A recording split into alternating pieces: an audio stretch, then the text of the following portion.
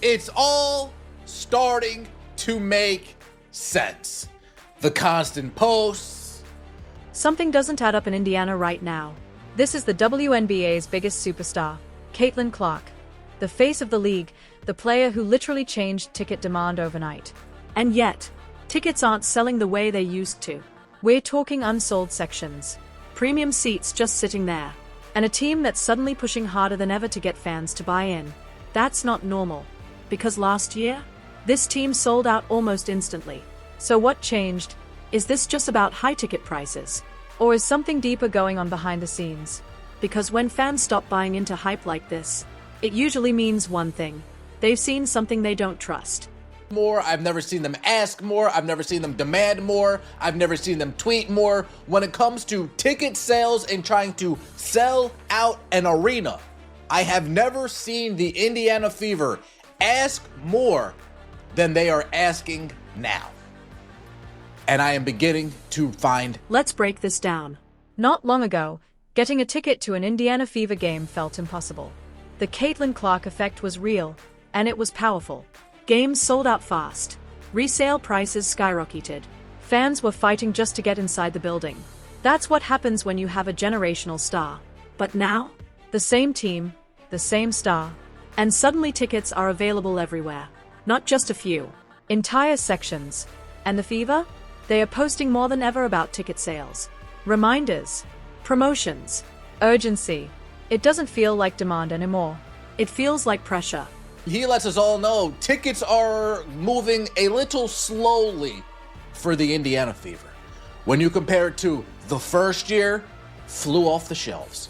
When you compare it to the second year, hashtag now you know, flew off the shelves. They couldn't keep them long enough. Now, we are a week away from preseason. A lot of tickets available. We are about 2 weeks away from the regular season. A lot of tickets available. Not only are they available, but the Indiana Fever, these tickets are high. Like, I wouldn't spend that much money on ticket. Now let's talk about prices, because they matter. Preseason tickets going for over $100, even up to $280. Regular season seats climbing into the $300 to $900 range depending on location. That's serious money. And for some fans, that alone is enough to hesitate. But here's the issue with blaming pricing alone. Last year wasn't cheap either, and fans still bought in. So why the hesitation now? Why are people who were willing to spend before suddenly pulling back? That's where this gets interesting. Is the juice worth the squeeze? Especially when you don't know the role of your favorite player. People remember last year.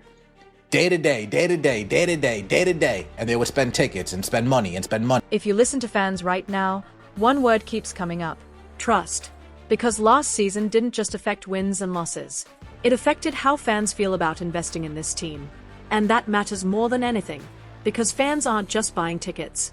They are buying an experience. And if that experience feels uncertain, they hesitate. Clark, Stephanie White said before the game that the fact that she is day-to-day means that the imaging she got today is good news. Still no... Think about what fans went through last year. You buy tickets weeks in advance. You plan the trip, book the hotel, spend the money. You're excited to see Caitlin Clark play live. And then, right before the game, she's out. Day-to-day. Game time decision.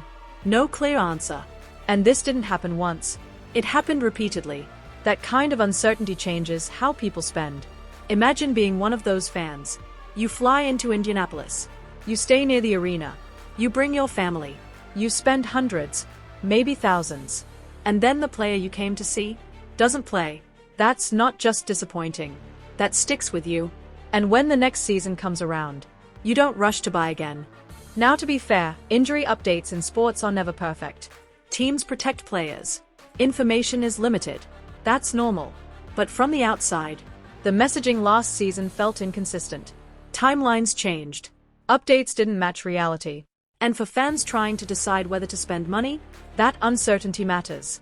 thing about this last groin injury with Caitlin Clark is how it's been covered. The day after she had the groin injury, she was listed as day-to-day. And then a couple weeks after that, then she was listed to being out indefinitely. Now, ESPN had August 12th as the circled return date for Caitlin Clark to get back onto the court. And just yesterday, she was listed as a game time decision for today's game against the Dallas Wings. And then after practice yesterday, Coach Stephanie White basically came out and said, like, no, Caitlin Clark hasn't even been practicing. So they changed it from a game time decision to her being out. This has been all over the place, and I get it to a certain extent. The fans, the media does not need to know every little thing that's going on with Caitlin Clark's injuries, especially a star player like that. We will never know all the information, nor should we know all the information, and that's actually good for Caitlin. It protects her for when she does come back on the court. She can't be targeted. Teams can't use a certain injury or ailment against her if people don't really know what is going on. But the